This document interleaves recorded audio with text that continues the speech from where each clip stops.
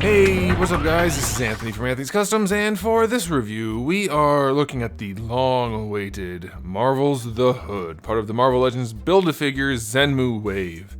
And this might be a character most of you are familiar with. No, I'm joking. Actually, I have no idea. Is this a famous character? I've honestly never heard of him before.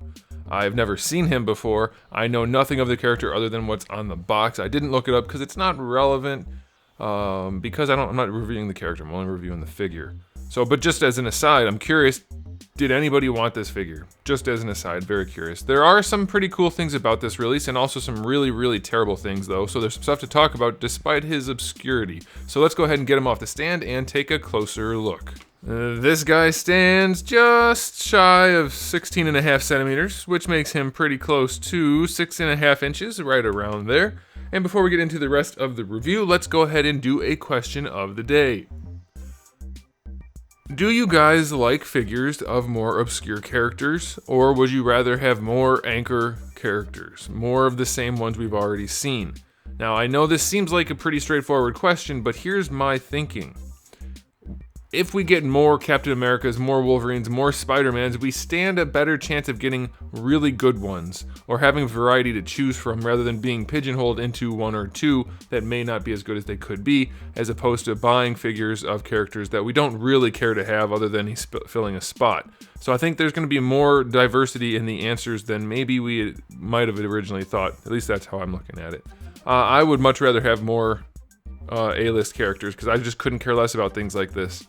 That's my take. I understand the appeal of not wanting a bunch of the same character. I get that, and that's definitely valid, but I definitely didn't want a character of this guy, or a figure of this guy. Okay, let's go ahead and talk about the aesthetic. We're going to remove the cape, because I want to talk about the cape separately for a second, because it's very nicely done. It's textured the whole way through, which is done with digital sculpting. I don't know if it's a tiling issue or what, because the...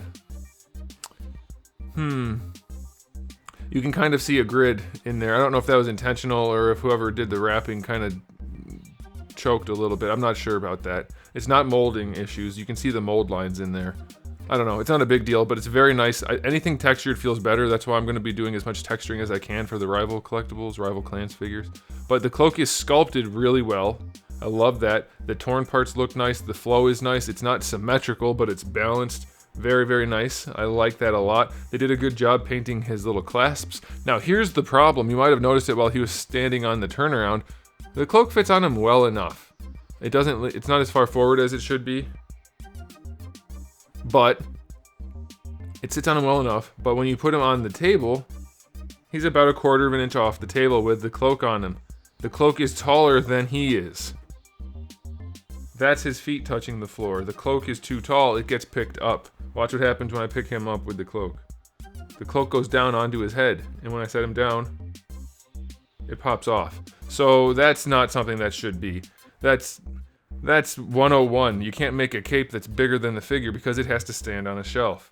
So that's definitely a problem. It fits nice, but you can just see it sticks down past his feet.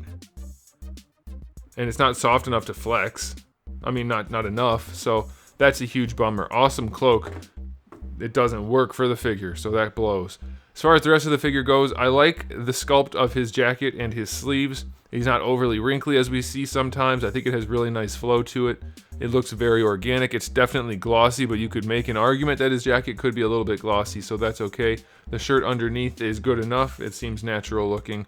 That's fine. We have a separate piece of plastic in here for the neck, so there's no painting issues. That's good. Pants are all molded in the green, they're okay. It's not a good sculpt. I think his legs look way too small. He's got a big thigh gap. It's a small thigh gap, but his legs are so small that it becomes a big thigh gap. And he's just very spindly looking, and he's supposed to look like a regular person, and he does. The problem is most Marvel Legends actually look and are built more like this guy, so that's kind of an issue. But as he is, it's done pretty well. The belt is done well enough.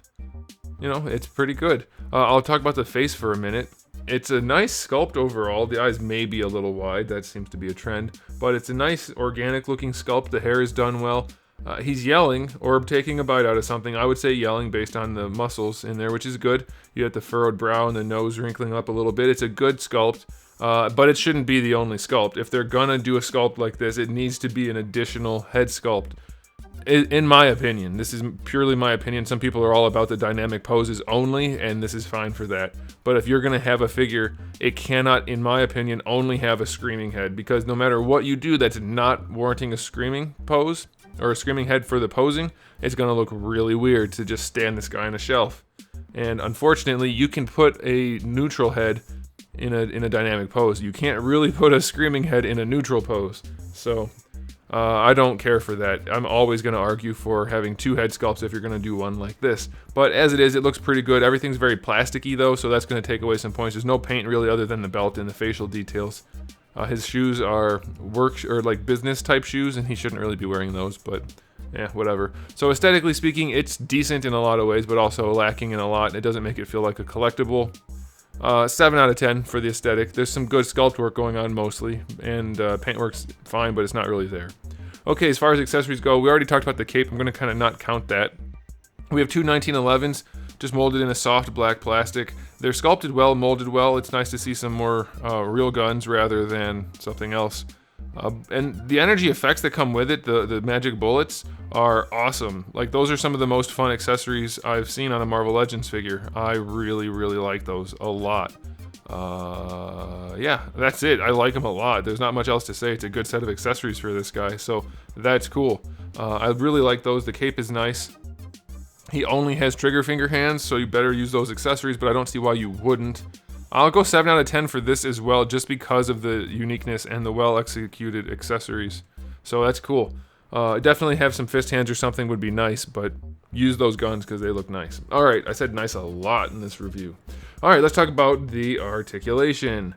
He's got the biggest lollipop I've ever seen. The only reason I didn't include that in the normal part of the review, the aesthetic part of the review, is his head doesn't sit too high, and you're not going to notice it too much, especially with the cloak on him, and you wouldn't not have the cloak on him, so that's okay. But he's got lollipop, like, oh my, that's a lot of lollipop. So you do have your hinge and your ball peg, and he can pose, but it's going to be difficult to make it look good without fighting it the whole time.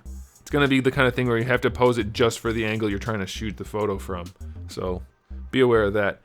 This jacket does technically come off, but there would be no reason to do that, so just be aware. You can see the white coming through, but that's not too bad. I think that's alright. Shoulders have full rotation. Going up to the side.